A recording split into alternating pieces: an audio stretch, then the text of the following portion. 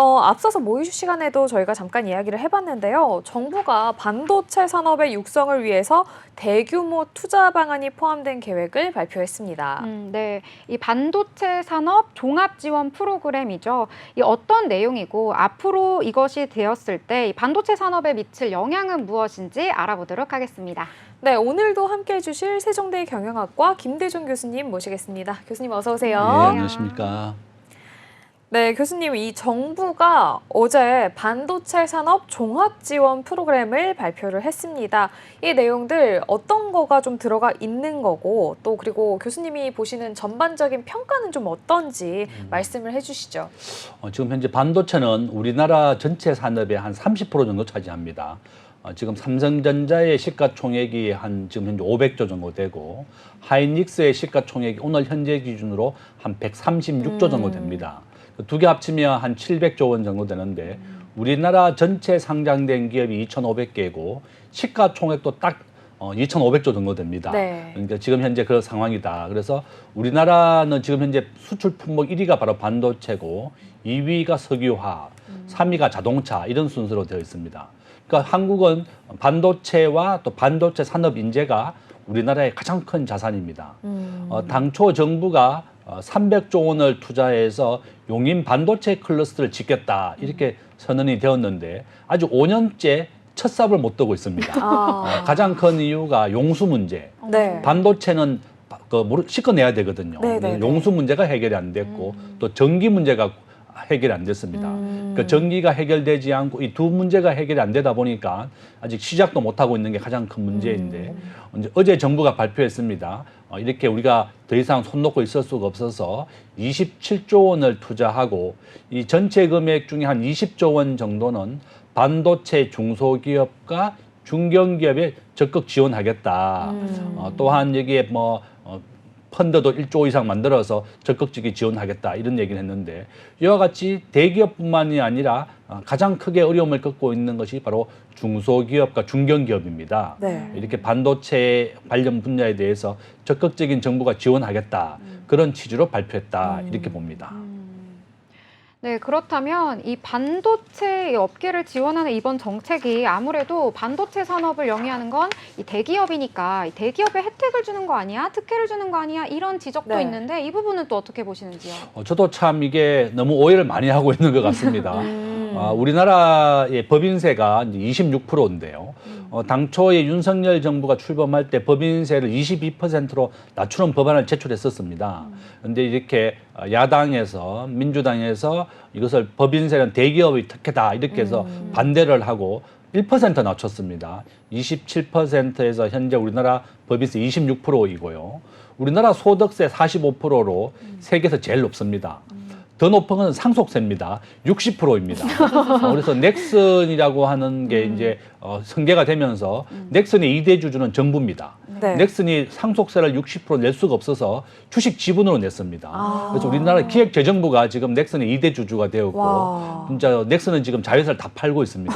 상속세를 낼 수가 없기 때문에 그렇다. 그래서 우리가 잘 알고 있는 락앤락 같은 경우도 사모펀드가 다 샀습니다. 상속세를 60% 내고 기업이 정상적으로 굴러갈 수가 없는 겁니다. 그래서 지금 전 세계 OECD 평균의 상속세율은 25%입니다.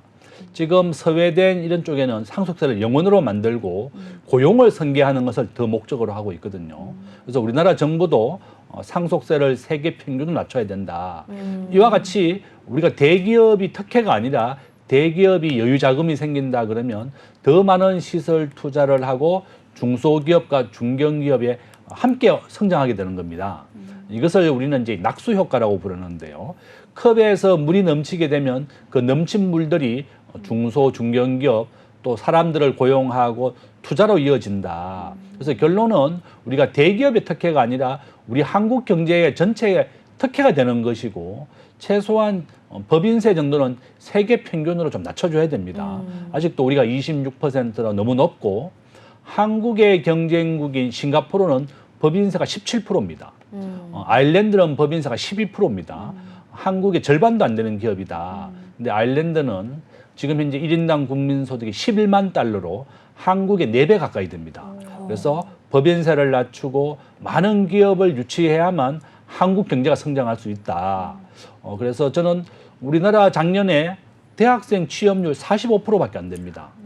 외국인들이 우리나라에 투자하려고 들어오는 것보다 우리나라 기업에 나간 게 4배나 많습니다. 그렇죠. 삼성전자가 지금 현재 평택 공장의 11배 크기로 텍사스에 공장을 짓고 있습니다. 현대자동차, LG전자 전부 다 미국이나 베트남으로 공장을 옮기고 있습니다. 그래서 요점은 정부가 해야 될 일은, 국회가 해야 될 일은 기업하기 좋은 환경을 만들어주는 것이 가장 중요한 역할이다. 저는 그렇게 말씀을 드립니다. 네, 기업하기 좋은 환경이 가장 중요하다 이렇게 말씀을 해주셨습니다.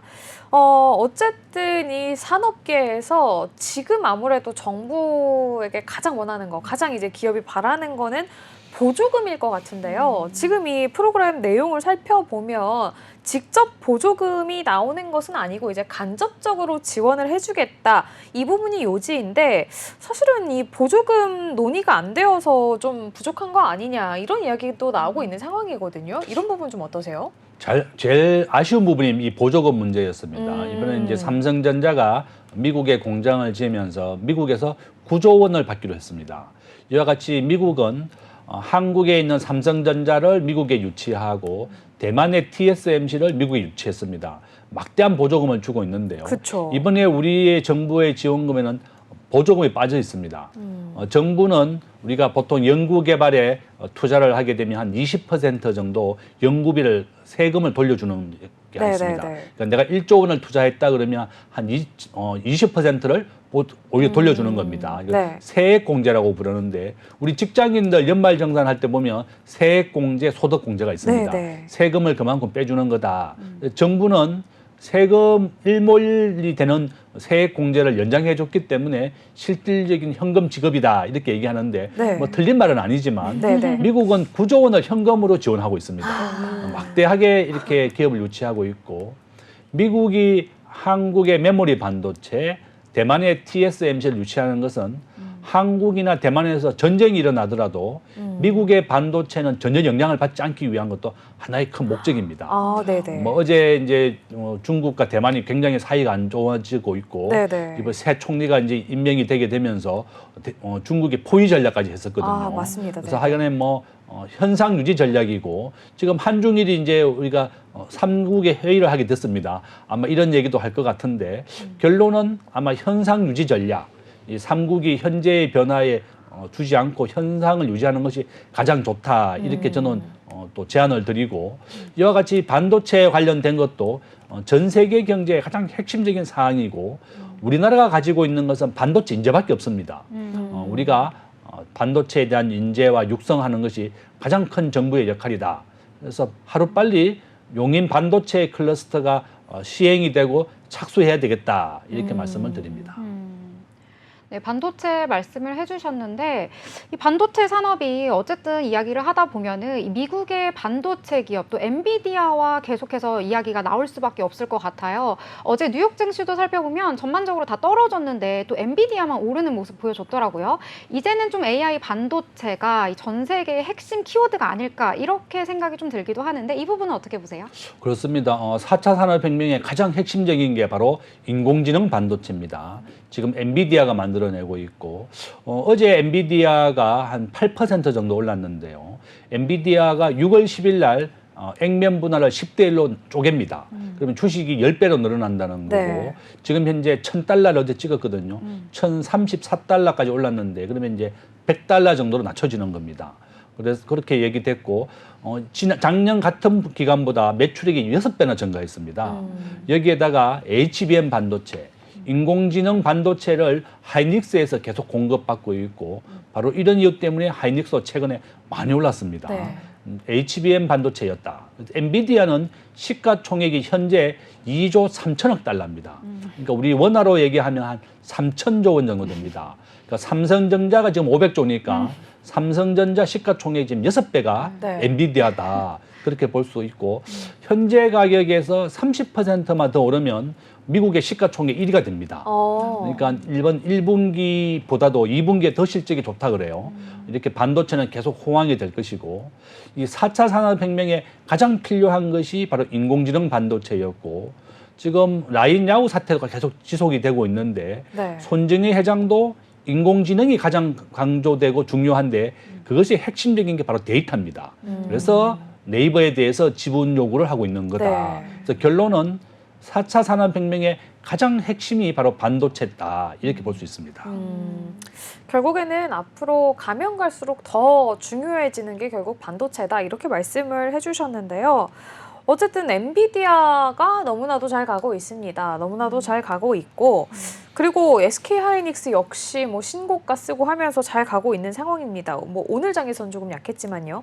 그런데 삼성전자만 지금 계속해서 웃지 못하고 있는 상황이 벌어지고 있거든요.